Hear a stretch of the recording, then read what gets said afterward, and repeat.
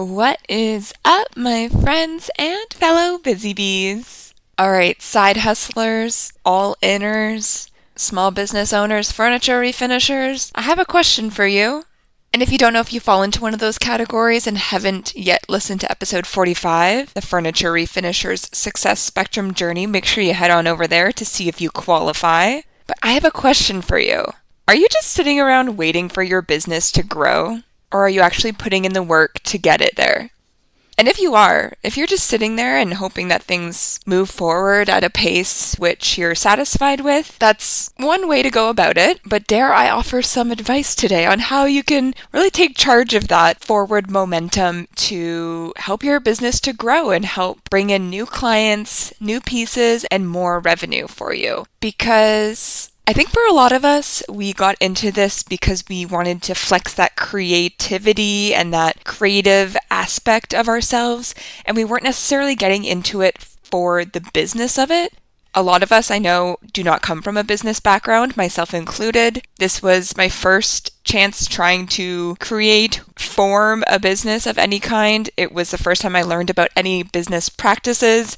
I am brand new to all of this, like I know some of you are. And so it can be difficult to know what we should or shouldn't be doing. And especially if you're looking to social media as a guiding light, what are you going to see over there? You're going to see a lot of these gurus who are maybe telling the truth or maybe not, trying to get people to follow them and spend money with them to hear their secret formula. And you may or may not get good advice, and you're probably seeing these people absolutely blow up.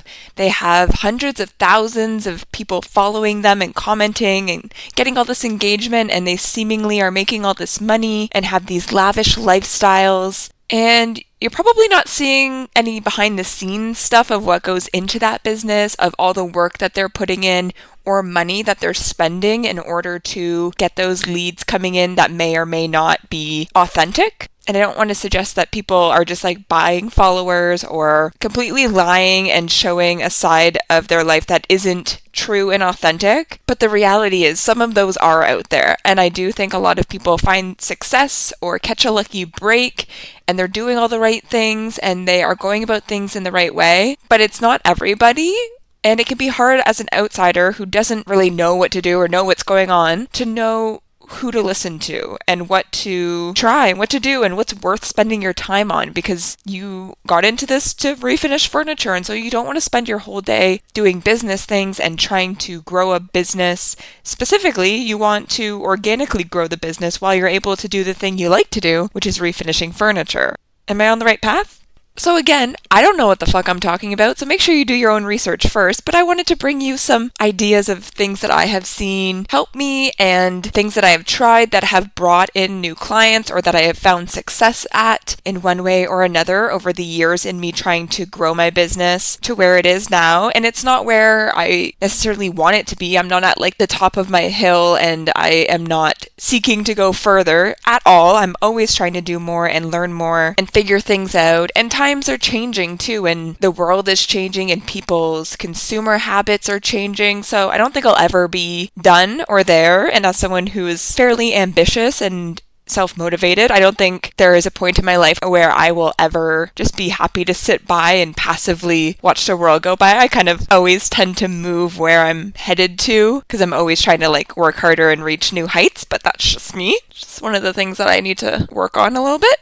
So if you are somebody who's been sitting by and passively hoping and waiting for your business to grow and thinking that it will on its own, let me sprinkle some ideas into your brain today and provide some insight on things that you can maybe try and work into your strategy. Create a strategy if you don't currently have one for the next 6 months, the next year, the next 2 years, whatever timeline would work best for you and you would like to work in and work towards. Because I think it's also important to remember that we give so many shits about our business, but we are truly one in a million. And even if you're in a small town and maybe there aren't that many furniture refinishers in your area, so you have, a larger client base or less competition at least, it's still important to remember that people are choosy with where they invest their money and invest their trust. And especially if you're doing custom orders, that requires a lot of trust in somebody to provide you with a piece of furniture that's maybe been in their family for many generations,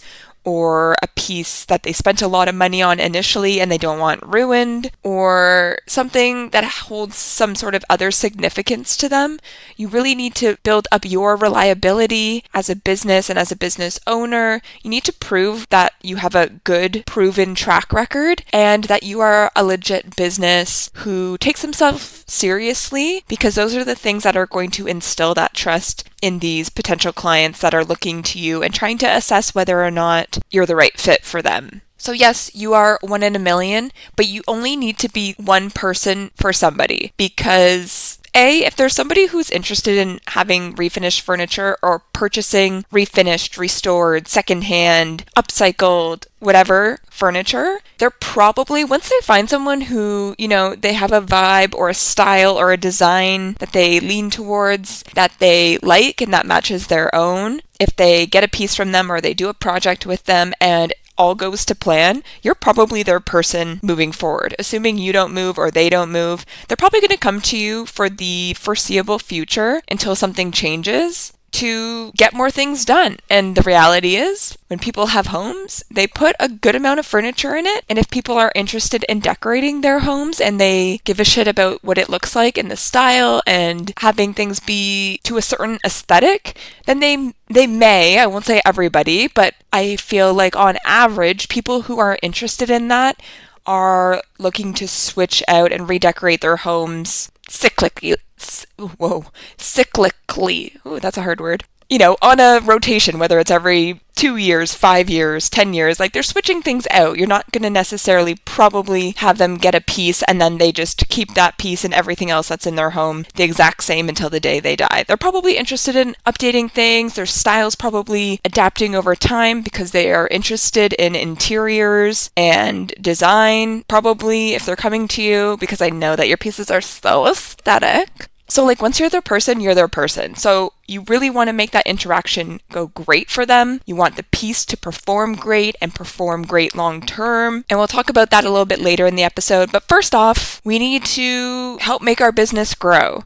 And the first way to do that, and I like to start with this because I think it boils down into all the other streams that we'll talk about, is your mindset and your perspective about you and your business. Even if you are happy with your business and where it is today in terms of the cadence that you're working on pieces, the services that you're offering, and all those things, I think it's really important to still have a growth mindset as you look at your business and in planning for your business in the future. Because it may be going really great right now, but you still have to think of ways to be able to maintain that and continue that long term. Or presumably, you're going to want to ensure that you have a steady flow of clients coming in who are interested in purchasing pieces that you list for sale, or if you offer custom work, having a steady influx of clients who are coming to you looking for estimates, trying to book pieces in with you for custom work. And so if you have that growth mindset and you really put that at the core of everything you do and the way you plan your time and the way you run the business, it will ensure that those things remain true and happen to the best of your abilities. And first and foremost, you need to have self-confidence. And I know that that is something that a lot of us struggle with. I say us because, of course, I also struggle with that in terms of, well, if we want to really dig deep down in there, in terms of just day-to-day self, feeling capable as a human being on this earth and as a productive member of society and a wife and a daughter and a dog mom, all the titles that we give ourselves.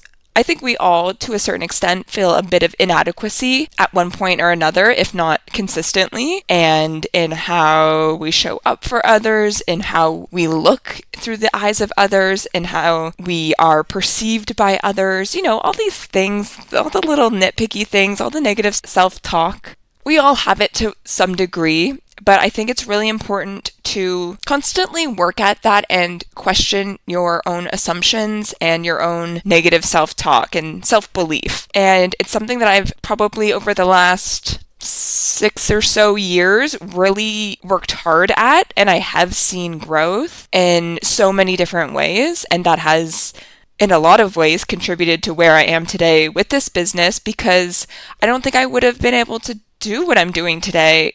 Backtrack. I know I would not be able to do what I'm doing today if I still held all of the self-doubt, lack of self-confidence, and just not trusting my own abilities that I had in my early 20s. I've grown so much, and maybe that just comes with time and age anyways, but I do feel like I've put a really concerted effort into establishing those things in my life and dedicating time day to day to working on that. So if that's not something that you've been thinking about, I would just encourage you to look into that, lean into that, whatever way that works best for you. If you're someone that reads books, if you like to learn by listening to podcasts, that's a lot of the way that I have been able to do so. Or just talking to others. If you're someone that enjoys doing therapy, that could be good. Or just talking to a partner, a friend, a family member, whatever, and just talking through those things. Or journaling and writing it out. Talking to your dog, whatever you need to do to really work through that, and just question when you hear those things pop up in your head and it's negative and it's self-deprecating. Ask yourself to reformulate that, or to rethink that, or to ask yourself, is that true? Or am I just saying that? Is that just something that I've always said? Or is there objective truth in that fact?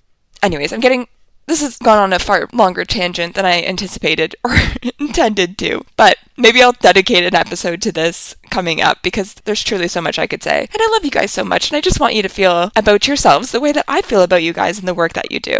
But having that self-confidence is at the core of everything, because it's going to change the way you show up in life, in the relationships that you have, in the business that you offer, in the products that you offer. And it's going to make you have confidence in the work that you're doing, in the pieces that you do as well. And that will allow you to really help to grow the business and network and put it out there into the world unabashedly and with a reckless self-confidence. Maybe reckless isn't the right word, but unwavering self-confidence for everything that you're doing. Because that's really what you need to do as a business owner. Because people don't want to choose a business where someone's I think it's okay. I think I do okay work. You can choose it if you want. They want the business owner that's I am committed to making this a great experience for you. My pieces are incredible. I put so much care and work into them. They will be amazing additions to your home. You want someone who has that confidence to be the person that you put your trust in. So first things first, how do we help our business to grow, and how do we get it out there so others can find it? We're going to need to have a bit of a marketing strategy, and this is something that you can work into your growth plan for whatever amount of time you would like to plan ahead. I find it helpful to kind of think about the year ahead and what I would like to see by the end of that year, and then work backwards to figure out, so if I want to do this many things, how many do I have to do every month or every quarter, and where would it make sense to fit these things in? And just kind of working through a list that way versus trying to do everything all at once, because then nothing really gets finished. If you have the ability to just jump around and do a little bit on everything but never fully complete something. So the first thing I think is really important is to make sure that you show up on Google, not only having some sort of website, and it doesn't need to be an intense full website, something like a landing page. Just so if people hear about your business name, or they come across you, or you're talking to them, or they find you on social media, or they get your business card, that they can Google you and find the information that they need. I would say the key components are having a way to contact you, having a little bit about you and your business in terms of your location. It does help to have a little bit of a brand presence behind you in terms of your story. Why did you start doing this? What was the first piece you started working on? Was that significant to you? Why do you choose to do this work? What's fueling you? Is there something relevant about your background that you bring into business today? Stuff like that to help the potential client to really connect with you is good for a business generally speaking. And when we talk about building a brand presence, however, bare bones, you want to have a way to contact you at least one way. Some examples of your work that you've done, so photos. If you have a set pricing structure that you make public, pop that on there. And then a list of the services that you offer and a little bit of what that looks like, whether you have somewhere that you link to the pieces that you currently have for sale, if you have custom work, if you have a little blurb about what that process would look like. If you have a custom project intake form, I would recommend linking that there.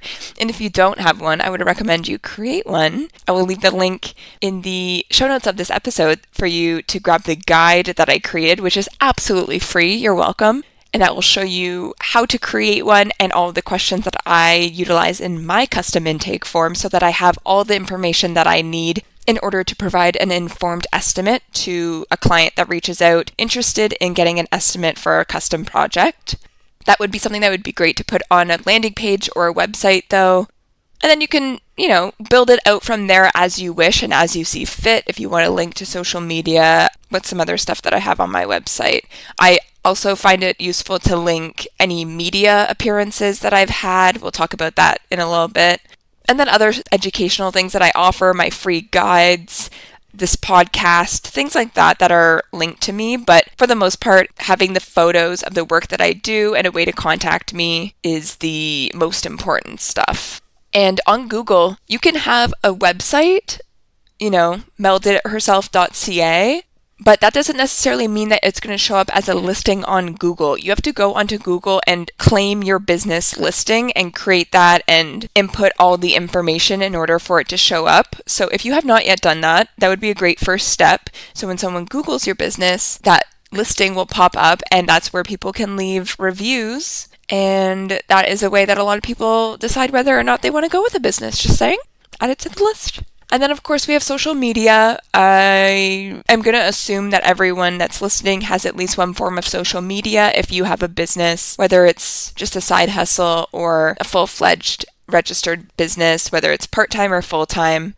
Social media is usually what people start with. A lot of the times it's Instagram, but keep in mind that there are so many different social platforms out there, and most people have 1 to 2 that they frequent the most. So if it's something that you're able to do and that's sustainable for you, I would recommend creating a presence on as many as possible. That does not mean that you need to post every single day on every single platform, but at least having the bare bones on there, having the same username for all social platforms, having some information like all the bio stuff filled out, having a few posts up showing your work, showing how people can work with you, making sure that your website or something else is linked on there so people can click through. I find that pretty important because, like I said, there might be people who are only on TikTok, who are only on Instagram, who are only on X, Twitter, who are only on Pinterest. So I think it's important to be on all of them, but that's just a personal opinion. But start with one and then eventually, make your list and then build it out over time. A lot of times you can also link these to each other. So, for example, I don't often go on Facebook and post specifically on Facebook. However, when I post on Instagram, it's linked to my Facebook account so people can find me through there. Things are going up regularly, but I don't have to be over there with all the boomers because I'm not a Facebook user because I'm a millennial. Just kidding. I don't want to cause any drama.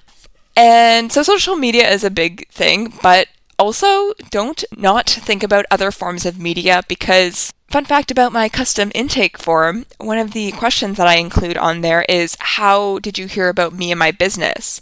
And I give different options, word of mouth, through certain social media platforms. I forget what else is on there. And a lot of people said that they found me on these alternative forms of media. So some options of things that you can start to think about, and it'll be different depending where you're located and, if you're more creative than I am. But think about radio, think about newspapers, think about newsletters, magazines, local small business directories, or chamber of commerces that may be in your area. There are ways to get into these things, and it's not that difficult, to be honest. If you do some basic research, like look up, what's a good example? A magazine. My business was in a magazine, a local Ottawa at Home magazine. It was an amazing, super fun experience. I got to go to Shoppers Drug Mart and go to the magazine racks and look through the latest edition last year, and there was a full fucking page with my business on it. Can you imagine? All I did to do that was I emailed the editors at that magazine and I said, hey, this is my business, this is who I am, this is what I'm doing, and basically said, I forget how I worded it, but I don't even know if I had an ask. I might have just like introduced myself and started from there. And then they said, oh, we'd love to put you in the new issue that's coming up. Can you send us some photos and we'll have one of our journalists connect with you for a quick interview? And I was like, sure, if you insist. So these things aren't that difficult. I feel like people assume that you need to get contacted by them and they need to reach out to you. You do all of it. So that means that you have a lot to do in a day if you want to get into these things. But just, like I said, build this into your strategy. Be like, okay, I want to try and get into a newspaper this year. So I'm going to make a list of all the local newspapers. That might be an option. I'm going to do some research and find all their editors' emails. I'm going to create a rough draft for a pitch that I would email to them, and then I'll tailor each one to that specific newspaper. Maybe I'll look at what they've been talking about recently and see if there's something that I could add to a topic that they have brought forward. Maybe I just want to buy advertising in that newspaper because it's super cheap, and I look on their website, it only costs a few dollars and I can get a little blurb and then it's out there. Like, there's so many options that people may not be thinking of, or they may inflate in their minds. So look into these forms because you'll find different demographics and you'll hit different demographics there. And if you want to kind of pinpoint what makes most sense to spend time on, think about your ideal client avatar. I have done previous episodes of this podcast talking about marketing your furniture refinishing business, and I go into that in terms of how you can think about that avatar or that ideal client. I'll try and remember to link those in the show notes of this episode if you want to go back and listen. But that's a great way to figure out where it makes sense for you to be spending your time. And then you just build out from there and you try and add more and more. Make sure that when those things happen, you highlight that stuff too, so you can build that like social credit for yourself to be like, look I was in a magazine. Isn't that cool? Aren't I such an established business? People don't need to know that it's like that easy to get into that thing. It looks a lot cooler than it actually is in terms of like effort put in. You know what I mean? And all of these things are ways that you could be networking, and networking is so important, especially as a small business owner, because like I said, there's so many other people that are options probably in your area. I live in a large urban area. I'm in a group with at least like 22 other furniture refinishers that live in and around my city. So there's plenty of options, and I know that that's only a small percentage of them that exists out there. So there's always someone else that somebody could go to get their furniture refinished. And so I'm going to do what I can to get my business out there and get people interested in choosing me or my work. And not even like in a way of like choose me over them, but like if I or my work is more aligned with you and your style, then I'd love to work with you and I'd love to make it a positive experience in order for you to want to do so. So trying to meet other small business owners who are kind of sharing a similar clientele to me, finding my ideal avatar and trying to figure out where I could meet them and how I could get people in that demographic talking about me and sharing things about my business, things like that. You have to talk about your business, and that's why that self-confidence in yourself and your work and your business is going to be so vital, because you need to like annoy yourself with how much you talk about your own business because it feels so inorganic to do it, but once you start doing it, it becomes easier and it feels a little bit less icky. It still feels icky to me, and if I think about the fact that like somebody that I know, for example, could be like listening to this podcast or like see a piece of my content that shows up, like trust me when I say it makes me want to absolutely vomit. But like anyone who supports me in my business, love you so much, especially if I know you in real life. Like, thank you for being here. Appreciate you, but like I want to vomit thinking about it. It never gets easier, but you just kind of get that exposure to it, so it feels less horrific and you're just like numb to it, I guess. But talk about your business, bring it up in conversation. Don't be scared for people to like find out about it. Let your marketplace listing show up in the newsfeed of your friends, like whatever. People are going to find out eventually, and you might as well network and try and make as many connections and get as many potential clients as possible.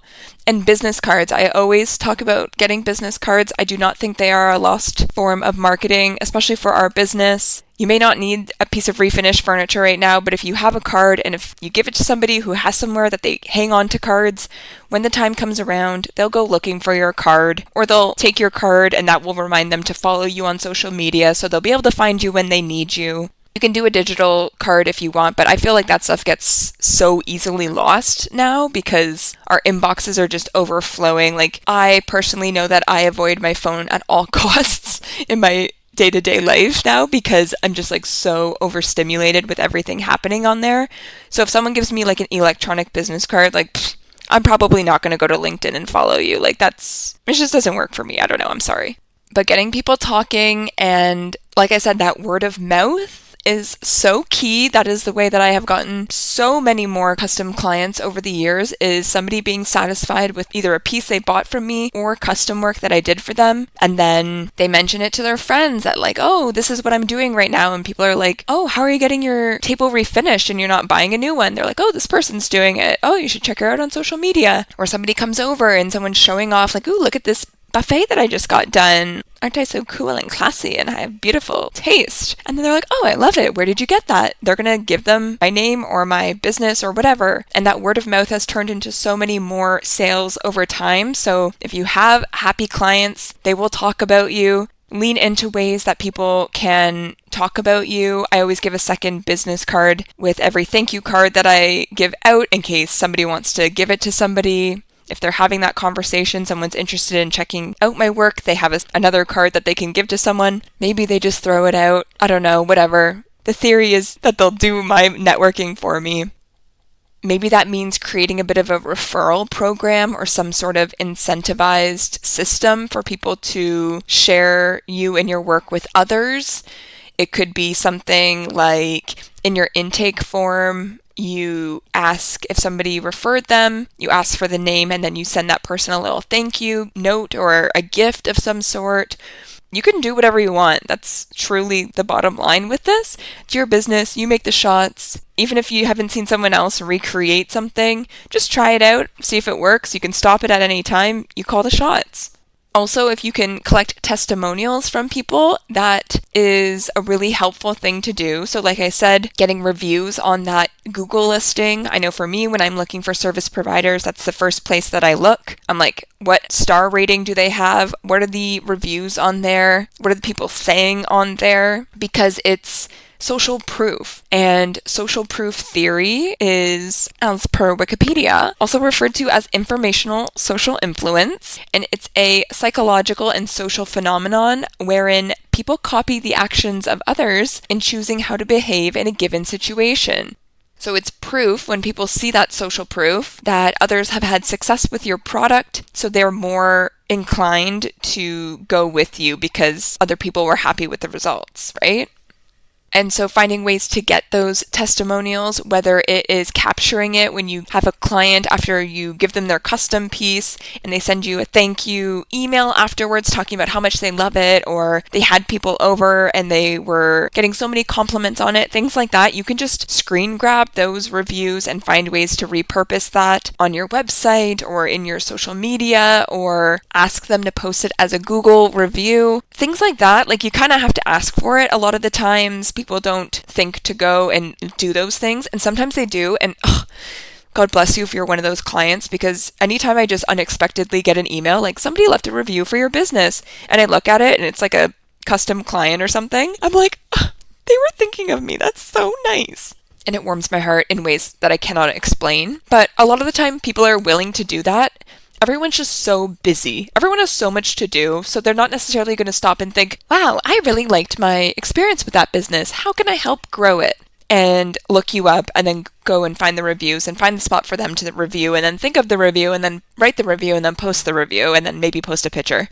That might be too much effort for them, but if you sent them a message and said, I just want to say thank you again so much, really had a great time working with you. If you have a spare minute and you enjoyed working with me or whatever, if I could ask that you click this link and leave a review on my Google listing or business, it really helps me to grow and to get more clients in the future. It lets people know that I'm a trusted service provider, whatever, however you want to word it. Then a lot of times people will, but you have to ask. And it'll feel yucky at first, but then it'll feel less yucky in time. And if you find that you're either not getting good quality reviews, or you just want to offer this in general to help people to put their thoughts together and formulate what they want to put into a testimonial, you can also send like guiding questions, like if you had an official little blurb that you sent, or like a attachment that said like, not how to write a testimonial, but like, can't think of what to write? Here's some questions to like get you thinking.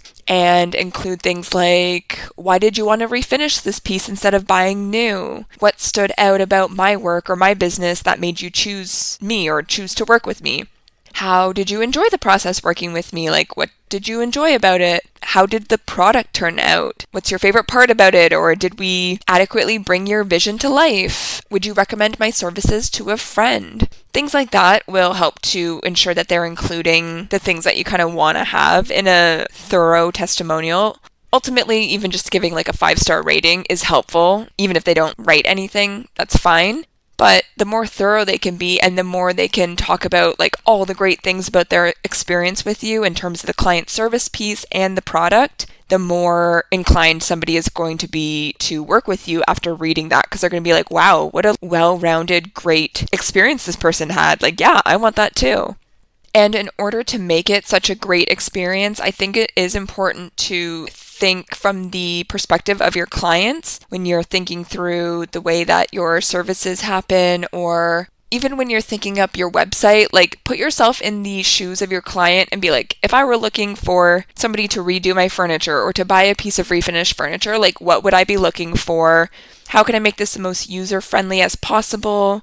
Remember that when you are having a conversation with clients too, like how would I want to be spoken to? How quickly would I expect a response from somebody? That kind of stuff. Like just keep your clients in mind so that you can have an ideal outcome. And in order for your business to grow, you're going to have to think ahead, you're going to have to think big, and you're going to have to remember to keep that perspective of your clients in mind to offer an overall great, well-rounded service.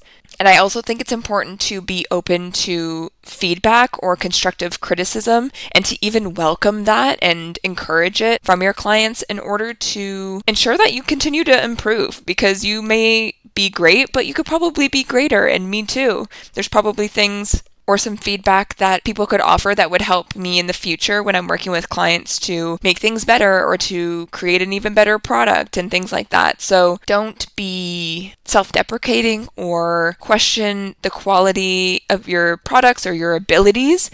But if you want to open up an opportunity for people to offer that feedback, should they have any, that could be a great thing to include as well. When you send that email saying, thank you so much, I had a great time working with you. If you'd be willing to leave a review, here's the link. And I also have this anonymous survey. If you think there's anything that you would recommend I improve on or that I could do better to enhance your experience with my services, please click here and put together just like a quick, easy survey that they could complete. Again, make it anonymous or else you probably won't get any honest feedback, or like as brutally honest as you want them to be. But ultimately that's going to help you to improve over time. If you do that, you have to you have to be willing to not like get mad about what you hear, and you have to be very objective with what you hear. And remember that ultimately you're trying to make your business as good as it can be, and these people are just trying to help you, so don't get on the defensive should that happen.